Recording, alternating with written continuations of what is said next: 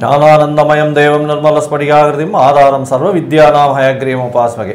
நேயர்கள் அனைவருக்கும் astro KS ஐயங்காரின் பணிவான நமஸ்காரங்கள். குரோதி ஆண்டு புரட்டாசி மாதம் பலன்கள் பார்ப்பதற்காக சக்தி ஜோதிட குழுவின் சார்பாக டாக்டர் சக்தி சுவாமியாகிய நானும், ஆஸ்ட்ரோ கேஎஸ் ஐயங்கார் அவர்களும், ஆஸ்ட்ரோ டாக்டர் சுவாமி ஹரிஹர சர்மா அவர்களும் இப்பொழுது புரட்டாசி மாத பலன்களை பற்றி ஐயா சொல்லுவாங்க. அனைவருக்கும் ஹரிஹர சர்மாவின் பணிவான நமஸ்காரங்கள்.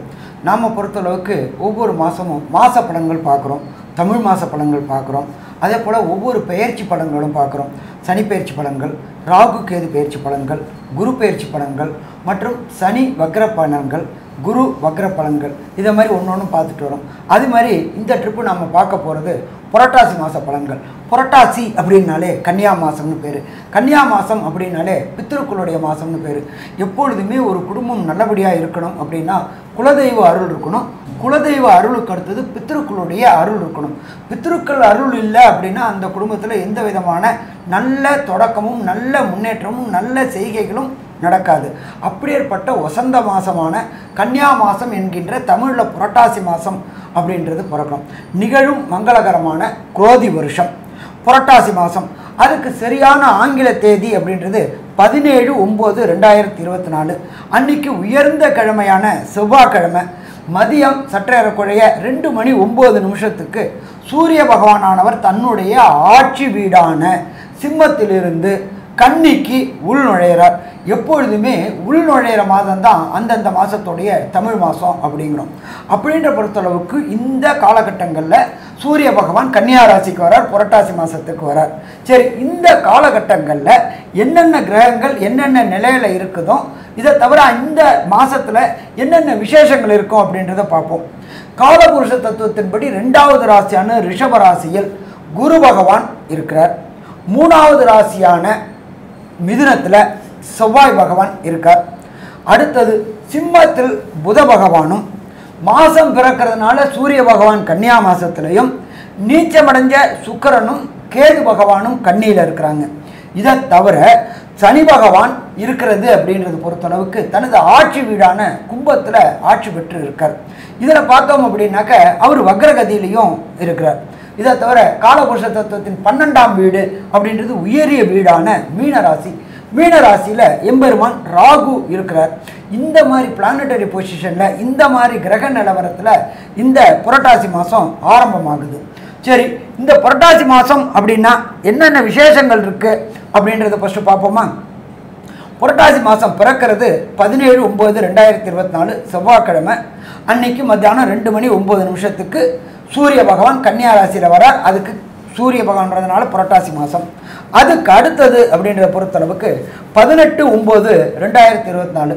இப்போ நம்மளை பொறுத்தளவுக்கு பித்திருக்களுக்கு காரியம் செய்யக்கூடிய நாட்கள் அப்படின்றத பொறுத்தளவுக்கு மாலையபக்ஷம், அதுக்கு அடுத்தது ஆடி அமாவாசை, அதுக்கு அடுத்தது தை அமாவாசை. இந்த காலகட்டங்கள். இப்போ இந்த ஆடி அமாவாசைன்றது நம்ம கடந்த காலகட்டங்களில் போனோம். அது அயனம் மாறக்கூடிய காலகட்டங்களில் உத்தராயணத்துலேருந்து தட்சிணாயணம் மாறக்கூடிய காலகட்டம் அப்படின்றது அந்த காலகட்டங்களில் சூரிய பகவான் இருக்கிறது கர்க்கடகத்தில் இருப்பார். அதனால் அந்த சூரியன் அயனம் மாறக்கூடிய காலகட்டங்களில் பித்திருக்களுக்கு உண்டான தர்ப்பணங்களும் புனித காரியங்களும் செய்யக்கூடிய காலகட்டங்கள். அதுக்கு அடுத்தது வருது புரட்டாசி மாதத்தில் மகாலய அமாவாசை. இந்த மகாலய அமாவாசை அப்படின்றது 18/9/2024 அன்னைக்கு தொடங்குது. அதுக்கு பேர் பக்ஷம் தொடங்குறதுன்னு பேர். மாலைய பக்ஷம் ஆரம்பம்னு பேர். பக்ஷம் ஆரம்பம் அப்படின்னா ஒரு பட்சத்துக்கு சற்றேறக்குறைய 15 நாட்கள். பௌர்ணமியில் இந்த மாலைய பக்ஷம் ஆரம்பமாகுது. அதுலேருந்து தொடர்ந்து 15 நாளும் பித்ருபட்சம் அப்படின்னு சொல்லுவோம். பித்ருபட்சம் அப்படின்னாக்க நீத்தார்களுக்கு, நம்மளுடைய முன்னோர்களுக்கு ஒரு சில பேர் திதிகள் தர்ப்பணங்கள் கொடுக்காமல் இருப்பாங்க. அலுவலக நிமித்தமாகவும் ஒரு சில பேர் வெளியூர் வெளிமாநிலம் வெளிநாடு போனதுனாலையும் அந்த வாய்ப்புகள் அமையாததுனாலையும் அவங்களால அந்த பித்ருக்களுக்கு திதி தர்ப்பணங்கள் கொடுக்க முடியாமல் இருக்கும். அவங்க எல்லாரும் இப்போ வரக்கூடிய வாய்ப்பை பயன்படுத்திக்கணும். எப்பொழுதுமே வாய்ப்புகள் அப்படின்னு நம்மளை தேடி வராது, அது வரும்பொழுது அதை நாம் பயன்படுத்திக்கணும். அப்படி வரக்கூடிய மாலை பட்சம் ஆரம்பமாகிறது அப்படின்றது 18/9/2024 பக்ஷம் ஆரம்பம். சரி, இதுக்கு அடுத்தது பார்த்தோம் அப்படின்னாக்க உயர்ந்தது அப்படின்றது அமாவாசை. அதுக்கு பேர் மகாலய அமாவாசை அப்படின்னு பேர். அது 2/10/2024 புதன்கிழமை வருது. இந்த புதன்கிழமை அப்படின்னாக்க அமாவாசை அப்படின்னாக்க என்ன அப்படின்னாக்க சூரியனும் சந்திரனும் இணைந்து இருப்பது அமாவாசை. கன்னியா மாசத்துல சூரியனும் சந்திரனும் இணைந்து இருக்கிற நாள் 2/10/2024 புதன்கிழமை. அந்த காலகட்டங்களில் அமாவாசைக்கு நம்ம தர்ப்பணம் கொடுக்கும்போது என்னென்ன பண்ணணும் அப்படின்றதையும் சொல்லிடுறேன், மாலைபட்சத்துல என்ன பண்ணணும்னு சொல்லிடுறேன். அமாவாசை அப்படின்னாக்க நெத்தியில சமய சின்னங்கள் அணியக்கூடாது 1. அடுத்தது வீட்டில் சுவாமிக்கு தீபம் ஏற்றக்கூடாது 2. வாசல்ல கோலம் போடக்கூடாது 3. இது 3ம் எப்போ பண்ணணும்? அந்த தர்ப்பணம் குடித்த பிறகு, பித்திருக்களுக்கு தர்ப்பணம் கொடுத்த பிறகு. எப்பொழுதுமே இந்த தீபம் எரிஞ்சாலும் சரி, வீட்டில் கோலம் போட்டிருந்தாலும் சரி, நெத்தியில் சமய சின்னங்கள் இருந்தாலும் சரி, பித்திருக்கள் நம்மளுடைய வீட்டிற்கு வரமாட்டார்கள். அப்போ தெய்வம் வரக்கூடிய காலகட்டங்கள். அப்போ பித்திருக்களை ஃபஸ்ட்டு வரவேற்றுட்டு அமாவாசை தர்ப்பணங்களை கொடுத்துட்டு எள்ளு நெல் அக்ஷத தர்ப்பணத்தை கொடுத்துட்டு அதுக்கப்புறம் இந்த 3 காரியங்களும் செய்யலாமா? 3 காரியங்களும் செய்யலாம்.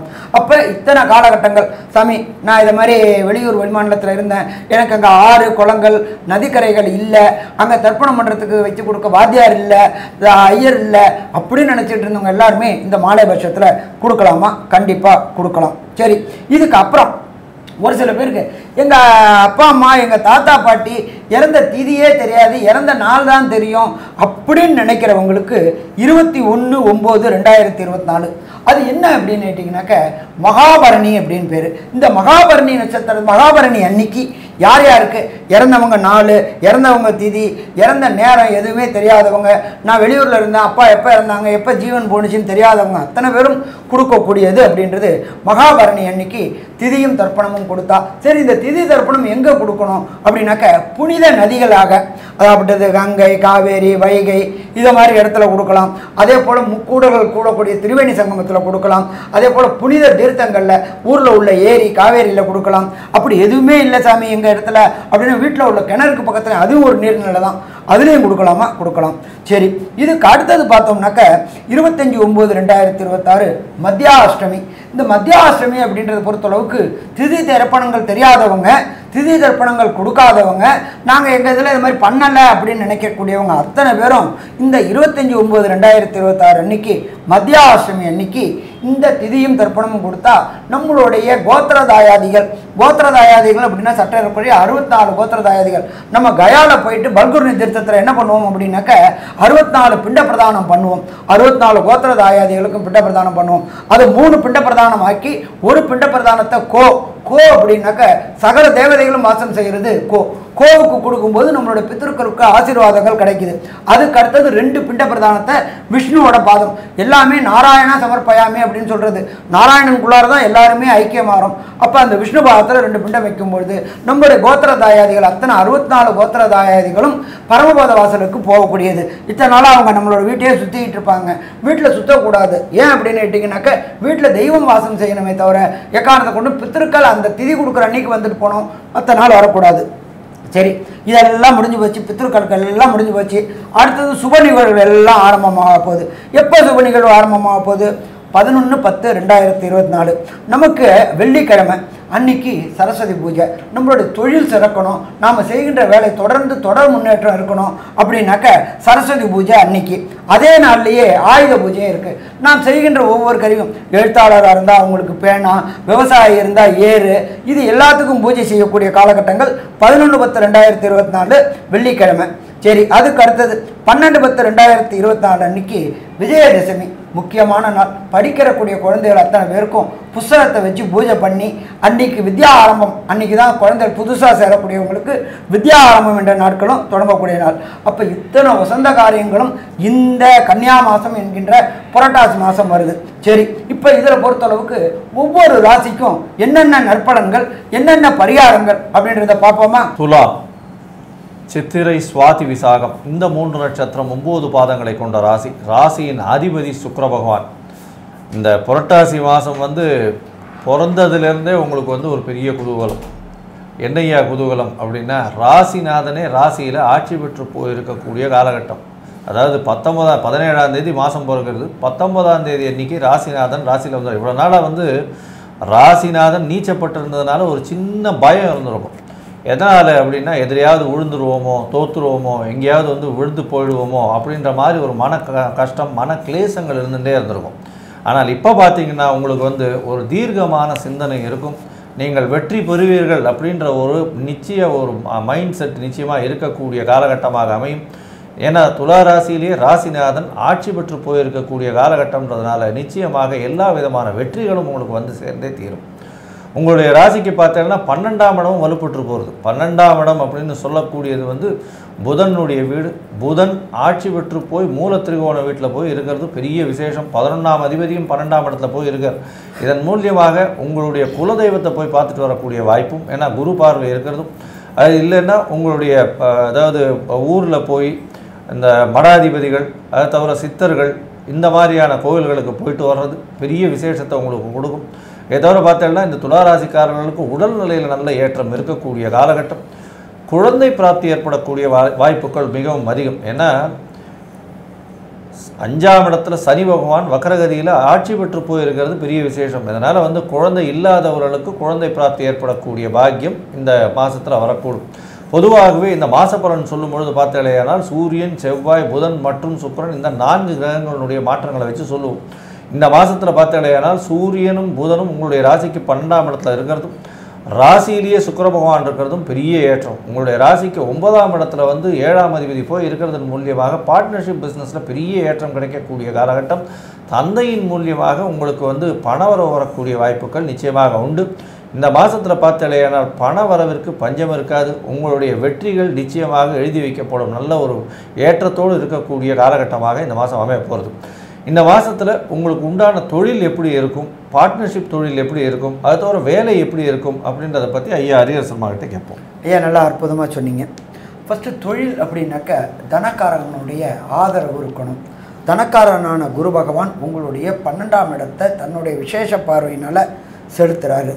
அதில் ஒரு 2 நாள் உங்களுடைய ராசிநாதன் இருக்கார். அப்போ தனத்துக்கு எந்த விதமான பெரிய அளவுக்கு பிரச்சனையும் வராது. ஒரு ஜோதிடருக்கு ஒரு ஜோதிடரை பொறுத்தளவுக்கு ஒரு ஜாதகருக்கு 12ஆம் இடம் வலுப்பெறுது அப்படின்னாக்க வெளியூர், வெளிமாநிலம், வெளிநாடு பயணம் செய்யக்கூடிய வாய்ப்புகளை இந்த காலகட்டங்களில் கொடுக்கக்கூடிய வாய்ப்புகள் உண்டு.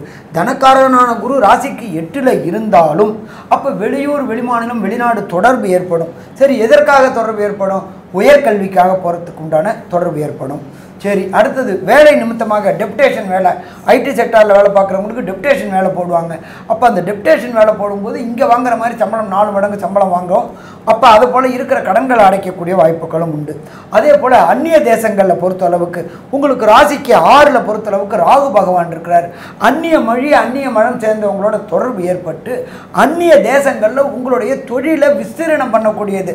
நம்ம இப்போ இங்கே இருந்துட்டு எக்ஸ்போர்ட் பண்ணிகிட்டு இருக்கோம்னு வச்சுங்களேன், அந்த எக்ஸ்போர்ட் பிஸ்னஸை வெளியூர், வெளிமாநிலம், வெளிநாட்டிலையும் பிஸ்னஸை தொடங்கக்கூடிய வாய்ப்புகள் உண்டு. 6ஆம் இடத்துல ராகு கோதண்ட ராகுவாக இருக்கார். அவருக்கு இடம் கொடுத்த குருவும் 8ஆம் இடத்துல இருக்கிறார். குரு 8ஆம் இடத்துல இருந்தால் பிரச்சனை எல்லாம் ஒன்றும் கிடையாது, பயப்பட வேண்டிய தேவையில்லை. ஏன்னா உங்களுடைய 12ஆம் இடத்தை பார்க்குறார். அடுத்தது 12ஆம் இடம்ன்றது வலுப்பெறுது. 12ஆம் இடம் வலுப்பெறுது. 11க்குடையவரும் 12க்கு போகிறாரு. அப்போ இந்த காலகட்டங்கள் நல்ல யோகமான காலகட்டங்கள்னு சொல்லலாமா? யோகமான காலகட்டங்கள் சொல்லலாம். சரி, துளாராசியை சேர்ந்த நண்பர்களுக்கு நீண்ட நாட்களாக திருமணம் தடையும் தாமதமும் ஏற்பட்டுக்கிட்டு இருந்துச்சு. அப்போ இந்த திருமணம் தடையும் தாமதமும் விலகக்கூடிய காலகட்டம் அப்படின்னா இந்த காலகட்டம்னு சொல்லலாம். அதே போல் சந்தான பாக்கியம் என்கின்ற வம்சம் விருத்தி கிடைக்கக்கூடிய வாய்ப்புகள் உண்டு. 5ஆம் இடத்ததிபதி வக்ரமாயிருக்கிறாரு. அதனால் கண்டிப்பாக இதுவரையிலும் திருமணமாகி ரொம்ப நாளாக சந்தான பாக்கியம் இல்லாதவங்களுக்கு சந்தான பாக்கியம் வாய்ப்புகள் உண்டு. ரொம்ப நாளாக நான் குலதெய்வத்துக்கு போகணும்னு நினச்சிக்கிட்டு இருந்த அத்தனை நண்பர்களுக்கும் குலதெய்வத்துக்கு போகிறதுக்கு உண்டான தடைகளும் தாமதங்களும் ஏற்பட்டுக்கிட்டு இருந்துச்சு. அப்போ இந்த தடையும் தாமதமும் விலகக்கூடிய வாய்ப்புகள் உண்டாகுமா? கண்டிப்பாக விலகக்கூடிய வாய்ப்புகள் உண்டு. அதே போல் உத்தியோகம் போகக்கூடியவங்களுக்கு நான் நீண்ட நாளாக கான்ட்ராக்டில் தான் வேலை பார்க்குறேன், எனக்கு பணி நிரந்தரம் கிடைக்குமா அப்படின்னு நினைக்கக்கூடியவங்களுக்கு 6ல் உள்ள ராகுவினால் கண்டிப்பாக பணி நிரந்தரம் கிடைக்கக்கூடிய வாய்ப்புகள் உண்டு. பதவி உயர்வு கிடைக்கக்கூடிய வாய்ப்புகளும் உண்டு. ஸோ மொத்தத்தில் பார்த்தோம்னாக்கா துளாராசி என்பவர்களுக்கு இந்த புரட்டாசி மாதம் ஆனந்தமான மாதம்னு சொல்லலாமா? ஆனந்தமான மாதம்னு சொல்லலாம்.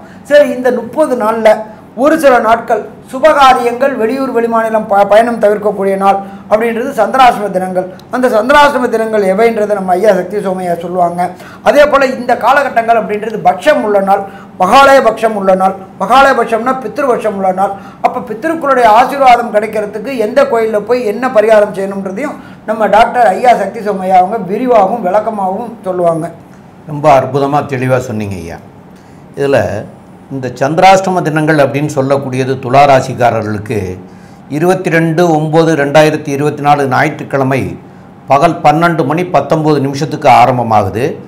அது அப்படியே கண்டினியூவாக வந்து 23/9/2024 திங்கட்கிழமை, 24/9/2024 ஞாயிற்றுக்கிழமை பகல் 12 மணி 19 மாலை 4:24 வரைக்கும் இருக்கிறது. அப்போ இந்த 3 நாட்களும் வந்து உங்களுக்கு சந்திராஷ்டம தினங்கள். இந்த சந்திராஷ்டம தினங்களில் வந்து தவிர்க்க வேண்டியதுங்கிறது வந்து புதிய முயற்சிகள் எதுவும் எடுக்க வேண்டாம், புதிதாக எதுவும் தொடங்க வேண்டாம், அதே மாதிரி பிரயாணங்கள் யாத்திரை எதுவும் செய்ய வேண்டாம். இதெல்லாம் உங்களுடைய மனநிலையை பாதிக்கக்கூடிய நாட்களாக இருக்கும். அந்த மனநிலை பாதிக்கிற போது நாம் எடுக்கக்கூடிய முடிவுகள் சரிவர இயங்காது. அப்போ சரிவர இயங்காதுங்கிறதுனால அது வந்து பின்னாடி தொந்தரவு வரும். அப்போ பின்னாடி தொந்தரவு வர்றதுனால இந்த 3 நாட்களும் தவிர்க்கிறது வந்து சால சிறந்ததாக இருக்கும். மேலும் வந்து இது வந்து மாலையபட்ச மாதம் அப்படின்னு சொல்லக்கூடியது வந்து புரட்டாசி மாதம். இந்த புரட்டாசி மாதத்தில் மாலை அமாவாசை அன்னைக்கு பண்ணலாம். முன்னோர்களுக்கு வந்து தில தர்ப்பணங்கள் கொடுக்கலாம். அப்போ தில தர்ப்பணம் அப்படின்னா திலனா எள்ளு, தர்ப்பணம் அப்படிங்கிறது முன்னோர்களுக்காக நம்ம செய்யக்கூடிய பூஜை புனஸ்காரம் அப்படிங்கிறது தான் தில தர்ப்பணம்னு சொல்கிறது. அப்போ இந்த தில தர்ப்பணம் மாலை அமாவாசையிலையும் பண்ணலாம், மகாபரணி அன்னைக்கும் பண்ணலாம், அதே மாதிரி மத்திய அஷ்டமி அப்படிங்கிற தினத்துலையும் பண்ணலாம். இது 3மே இந்த புரட்டாசி மாதம்தான் வருது. இந்த 3 நாட்களும் பண்ணலாம். இது வந்து ஏற்கனவே நம்ம ஐயா ஆரம்பத்தில் சொல்லும்போது இந்த மகாபரணி மத்திய அஷ்டமியிலெல்லாம் பண்ணலாம்ங்கிறத ஐயா சொன்னாங்க. அதேமாரி இந்த 3 நாட்களில் ஒரு நாள் வந்து வேதாரண்யத்துக்கு பக்கத்தில் கோடியக்கரை அப்படின்னு ஒரு ஸ்தலம் இருக்கிறது. அந்த கோடியக்கரையில் போய் கொடுத்துட்டு வந்தீங்கன்னா அதனால் இறந்து போனவங்களுக்கும் வந்து புண்ணியம் கிடைக்கும், உங்களுக்கும் வந்து புண்ணியம் கிடைக்கும், உங்களுடைய சந்ததியினருக்கும் புண்ணியம் கிடைக்கும். அப்போ இந்த கோடியக்கரையில் போய் பண்ணிட்டு வர்றது வந்து சால சிறந்ததாக இருக்கும். இப்போ இந்த துலா ராசிக்காரங்களுக்கு 8ஆம் இடத்துல குரு இருக்கார். அதனால் வந்து இந்த உங்களுடைய தசாநாதன், புத்திநாதன், அந்தரநாதன், சூட்சமநாதன் இதெல்லாம் சரியில்லாமல் இருக்கிற பட்சத்தில் வியாழக்கிழமை அன்றைக்கி தட்சிணாமூர்த்திக்கு போய் இந்த 4 வாரமுமே தட்சிணாமூர்த்தியை போய் வழிபட்டுட்டு வர்றது சால சிறந்ததாக, தீபம் ஏற்றி வழிபட்டுட்டு வர்றது சால சிறந்ததாக இருக்கும். மேலும் உள்ள விவரங்களை நம்முடைய ஆஸ்ட்ரோ கேஎஸ் ஐயங்கார் அவங்க சொல்லுவாங்க. ஐயா, துலா ராசியை பொறுத்தவரையிலும் ஏற்கனவே சொன்ன மாதிரி ஏற்றமான மாதம் இது. ராசிநாதன் ஆட்சி பெற்று போயிருக்கார். பண வரவிற்கு பஞ்சம் இருக்காது. படிக்கக்கூடிய மாணவ மாணவியர்களுக்கு நல்ல ஒரு ஏற்றம் கிடைக்கும். வெளிநாடு வெளியூர் போகக்கூடிய பாக்கியம் நிச்சயமாக கிடைக்கும். அது தவிர உங்களுக்கு பதவி புகழ் அந்தஸ்து எல்லாமே வரக்கூடிய வாய்ப்பு உண்டு. புதிய வேலை கிடைக்கக்கூடிய வாய்ப்பு உண்டு. எதிரிகள் அற்ற நிலை இருக்கக்கூடிய வாய்ப்பு உண்டு. தொழிலில் பெரிய அபிவிருத்தி இருக்கும். பார்ட்னர்ஷிப் தொழிலில் பெரிய ஏற்றம் இருக்கும். தாயின் உடல்நிலையில் ஏற்றம் இருக்கக்கூடிய காலகட்டம். தந்தையின் உடல்நிலையில் சற்று பின்னடைவு இருக்கக்கூடிய காலகட்டமாக அமையப்போகிறது. மொத்தத்தில் பார்த்தீங்களேனால் இந்த துலா ராசிக்காரர்களுக்கு இது ஒரு பொன்னான மாதமாக இந்த மாதம் அமைய போகிறதுன்னு சக்தி ஜோதிட குழு சொல்லுது. நன்றி, நமஸ்காரம். Astro KS Iyengar YouTube channel பார்த்தமைக்கு நன்றிகள். மேலும் இது போன்ற ஆன்மீக ஜோதிஷ தகவல்கள் உங்களை வந்து அடைய astro KS Iyengar YouTube channel subscribe செய்யவும், பெல் ஐக்கானை மறக்காமல் அழுத்தவும். நன்றி, வணக்கம்.